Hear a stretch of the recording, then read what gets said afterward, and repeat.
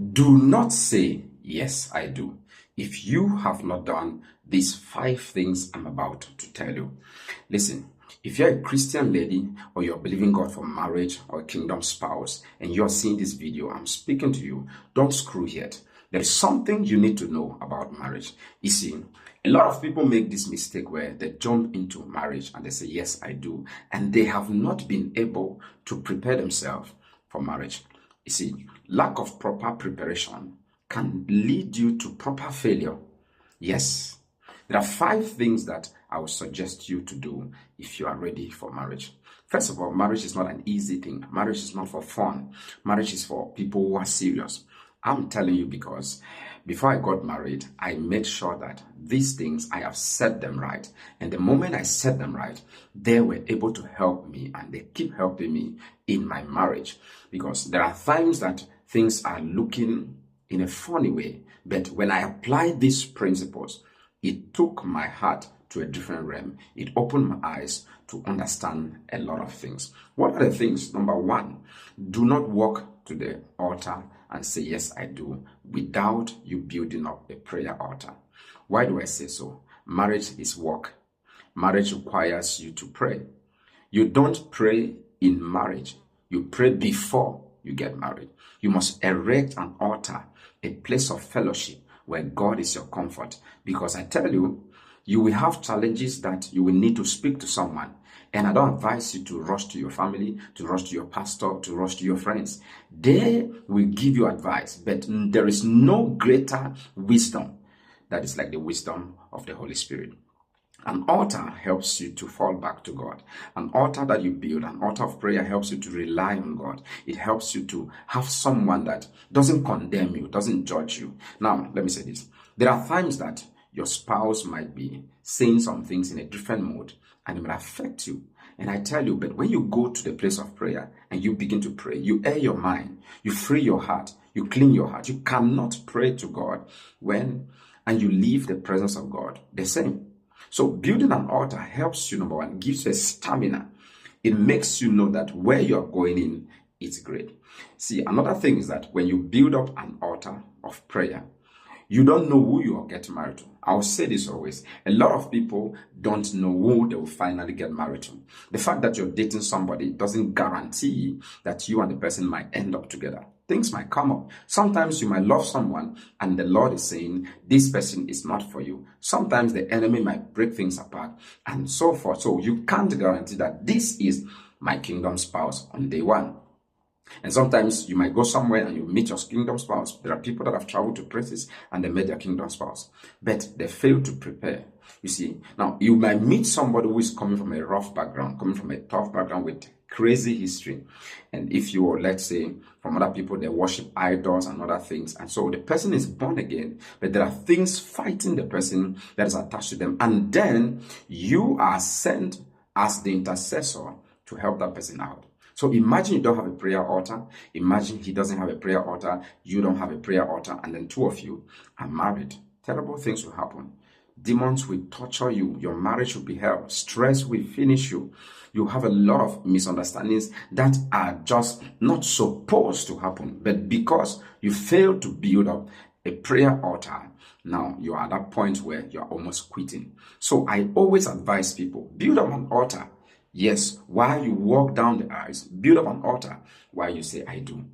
So that when you are home, you can always go back to God to help you. The second thing I will tell you is that you must prepare your mind to forgive.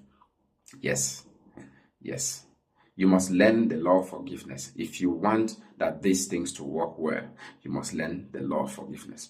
It means there must be constant forgiveness in your heart that you've prepared. You must be equipped enough to know that your spouse is not a perfect person, and that perfect person you want to see is the perfect person you will build together. So before you get in to do this, these things, you don't prepare them inside. You prepare them before you say, I do. Make sure you grow up your faith enough to have this heart. Number 3, learn to have a disciplined devotional life in studying the word, in having personal time with God, in praying, in organizing your things, your activities with church or whatever. This is especially for somebody who is going in for, you're a Christian lady or whatever. I need you to know that when you're married, many things will change. Probably everything might happen. You might see a lot of changes that will happen to you. And I don't want you to get to a place where, I don't pray that you get to a place where you cannot pray anymore. You used to pray. There are people that have gotten married, they don't longer pray. They don't have a fixed prayer time because everything is about their husband or worst of it all, when you start having children. Build up a devotional life that will help you. As a pastor, I have met a lot of Christian ladies and counsel people. They were very spiritual, but since they got married, things are not working the same way again. And I begin to ask, is it that your husband doesn't want you, or is it that your wife is taking out time? No, it's because marriage is too complicated. It's just not about sex only, and I love you, I miss you. There's so much. Two people have come to be together with different mindset, different activities. So there are things that if you have not built on your own, it will be difficult for you to put there. One of the things I make sure I did as a pastor is that I have a life to pray. I have a devotional life. I have my time to study. So it doesn't matter. I will still wake up and sit down and talk to God and try to study. If not, I will give time to my family and I miss out something. So you must build this. Very, very important. Okay. Another one I'm going to give you is that you must learn to have a skill, something that you are doing, something that can, build up your mind, something that can generate some income for you, something that your spouse might be tired. Not every time things are going well. Skills help you. Marriage requires someone who is skillful. Yes, you must be skillful in doing so many things. If you're a lady, to be precise, then this is for you. You must be very skillful. Learn to create, have skills. Your house is not supposed to be boring. Things are not supposed to be the same. Spice up your home with your skills. Create something. Certain things you're not supposed to buy, you can just create them at home. Certain things you're not supposed to spend outside, they can be able to, your skills helps you. Go online, search, do skills, how to produce little things at home that will minimize costs. I am saying that it will sound more interesting when you are skillful. You're able to help your spouse in that way. Now wait, if this video is blessing you and you are gaining some values, please do me a favor. I'll wait for you. Subscribe and tell me I just subscribed, because I have a package for those of you. Yeah. Okay. I know you have subscribed. Now, if you did that, write at the comment section, say I subscribed, and then I'm going to send you a special message on your box that will be our relationship, because this channel will add value to you as you continue to listen. There are more videos I'm going to do about your spiritual life, about working with God and relationship with people that will help you. Thank you so much. I appreciate it for subscribing. Now, the last thing that I'm going to give you that you must learn is you must learn to have a positive mindset. Work on your mind. Study books, listen to audio books. If you're busy a lot, listen to audio books. Have a positive mindset. Don't get into marriage thinking you will leave now. Get into marriage that this is going to work.